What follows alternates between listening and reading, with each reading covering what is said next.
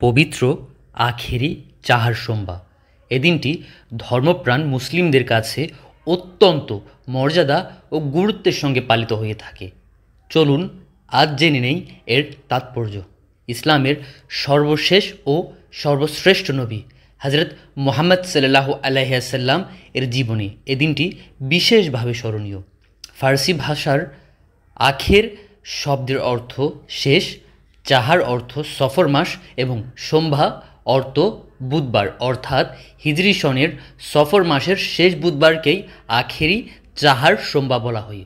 এই দিনে নবীজি সাল্লাল্লাহু আলাইহি ওয়াসাল্লাম শেষবারের মতো রোগ থেকে মুক্ত হয়ে আল্লাহ সুবহানাহু ওয়া তাআলার শুকর আদায় করেছিলেন। তাই প্রতি বছর মুসলমানরা শুকরিয়া দিবস হিসেবে এই দিনটি পালন করে থাকেন। রাসূলুল্লাহ সাল্লাল্লাহু আলাইহি ওয়াসাল্লামের জীবনের প্রতিটি কথা ও কাজ, তার সব আচরণ, প্রতিটি পদক্ষেপ তথা সমগ্র জীবনী সর্বোত্তম আদর্শ হিসেবে অনুকরণীয়, অনুসরণীয়, যা কুরআনুল কারীমে নানা আঙ্গিকে ব্যক্ত হয়েছে। তবে নবুয়ত জীবনের প্রথম অধ্যায় অর্থাৎ মক্কি জীবনের 13 বছর তাকে নির্মম নির্যাতন ও প্রতিকূলতার মধ্য দিয়ে কাটাতে হয়েছে। হিজরাতের পর মদিনায় গিয়েও ইহুদি মুনাফিকদের নতুন নতুন ষড়যন্ত্রের শিকার হতে হয়েছে।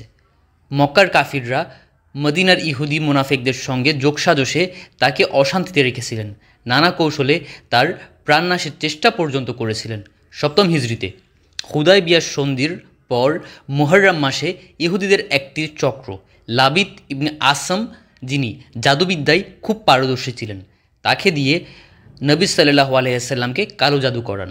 লাবিদ কৌশলে নবীজি সাল্লাল্লাহু আলাইহি ওয়াসাল্লামের এক ইহুদি গোলামের মাধ্যমে তার ব্যবহৃত চিরুনি ও চুল সংগ্রহ করে তারপর মোমের একটি পুতুল বানিয়ে তাতে 11টি সূচ বিদ্ধ করে একটি সুতায় কুফরি মন্ত্র পড়ে 11টি গীত দেয়। সব কিছু পুতুলের মধ্যে রেখে একটি কূপে পাথরের নিচে চাপা দিয়ে রেখে দেয়। এই জাদুর প্রভাবে রাসূলুল্লাহ সাল্লাল্লাহু আলাইহি ওয়াসাল্লাম শারীরিকভাবে খুব অসুস্থ হয়ে পড়েন। অতঃপর ফেরেশতা হজরত জিব্রাইল আলাইহিস সালাম আল্লাহর পক্ষ থেকে সূরা ফালাক এবং সূরা নাস নিয়ে অবতীর্ণ হন। এই দুটি সূরার আয়াত সংখ্যা 11। মহান আল্লাহ তাআলা ওহির মাধ্যমে তার প্রিয় হাবিবকে জানিয়ে দেন, ইহুদি লাবিদ আপনাকে জাদু করেছে, আপনি অমুক কূপ থেকে জাদুর সরঞ্জাম তুলে তাতে এই সূরার দুটি একসাথে পাঠ করে ফুঁক দিতে থাকুন। নবী সাল্লাল্লাহু আলাইহি ওয়াসাল্লাম হযরত আলী রাদিয়াল্লাহু তাআলা আনহুর মাধ্যমে জাদুর সব সরঞ্জাম উদ্ধার করে সূরা ফালাক ও নাসের 11টি আয়াত পর্যায়ক্রমে পাঠ করলে জাদুর কার্যকারিতা নষ্ট হয়ে যায়। এতে তিনি আরোগ্য লাভ করেন। এরপর নবী সাল্লাল্লাহু আলাইহি ওয়াসাল্লাম গোসল করেন এবং বলেন, আমার শরীরটা এখন অনেকটা হালকা মনে হচ্ছে, আমি নিজেকে পূর্ণ সুস্থ মনে করছি। এই দিনটি ছিল সফর মাসের শেষ বুধবার। নবীজি সাল্লাল্লাহু আলাইহি ওয়াসাল্লামের সুস্থতার খবর পেয়ে একে একে তার স্ত্রীগণ তার কাছে আসেন। মেয়ে হযরত ফাতেমাতুজ জোহরা রাদিয়াল্লাহু তাআলা আন, ইমাম হাসান ও হুসেন রাদিয়াল্লাহু তাআলা আনকে নিয়ে উপস্থিত হন। বিশিষ্ট সাহাবায়ে কেরাম নবীজির হুজরার কাছে এসে ভিড় জমান। নবীজি সাল্লাল্লাহু আলাইহি ওয়াসাল্লাম আবেগজড়িত কণ্ঠে সবাইকে বলেন, হে আমার প্রিয় সাহাবী ও ভাতৃবৃন্দ, আমার মৃত্যুর পর আমার বিয়োগে তোমাদের অবস্থা কীরূপ হতে পারে? এ কথা শুনে সবাই কাঁদতে আরম্ভ করলেন। তিনি সবাইকে সান্ত্বনা দিয়ে বলেন, কেউ চিরকাল থাকে না, আমাকেও আমার রবের হুকুম মানতে হবে, তার কাছে যেতে হবে। এরপর তিনি মসজিদে নববীতে প্রবেশ করে হযরত আবু বকর সিদ্দিক রাদিয়াল্লাহু তাআলা আনহুকে ইমামতি করার নির্দেশ দেন। রাসূলুল্লাহ সাল্লাল্লাহু আলাইহি ওয়াসাল্লামের জীবদ্দশায় আবু বকর সিদ্দিক রাদিয়াল্লাহু তাআলা আনকে দিয়ে ইমামতি করিয়ে তিনি এই ইঙ্গিত করলেন যে আমার ইন্তেকালের পর তোমাদের প্রথম খলিফা হবে আমার প্রিয় সাথী আবু বকর।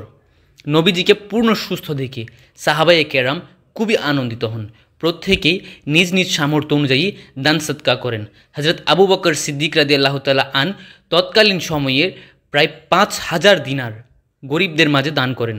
হযরত ওমর ফারুক রাদিয়াল্লাহু তাআলা আন 7000 দিনার সদকা করেন। হযরত উসমান গনি রাদিয়াল্লাহু তাআলা আন দান করেছিলেন 10,000 দিনার। হযরত আলী রাদিয়াল্লাহু তাআলা আন দান করেছিলেন 3000 দিনার। সাহাবী হযরত আব্দুর রহমান ইবনে আউফ রাদিয়াল্লাহু তাআলা আন এই খুশির সংবাদে 100টি উট আল্লাহ সুবহানাহু ওয়া তাআলার রাস্তায় দান করে দেন। এ থেকে আমরা শিক্ষা পেতে পারি যে নবীজি সাল্লাল্লাহু আলাইহি ওয়াসাল্লামের প্রতি সাহাবাদের ভালোবাসা কেমন ছিল। এক কথায় বলা যায় নবীজি সাল্লাল্লাহু আলাইহি ওয়াসাল্লামের প্রতি তাদের ভালোবাসা ছিল নিখাত ও অতুলনীয়। তারা নবীজি সাল্লাল্লাহু আলাইহি ওয়াসাল্লামের জন্য নিজের জীবন উৎসর্গ করতে পর্যন্ত দ্বিধা করেননি।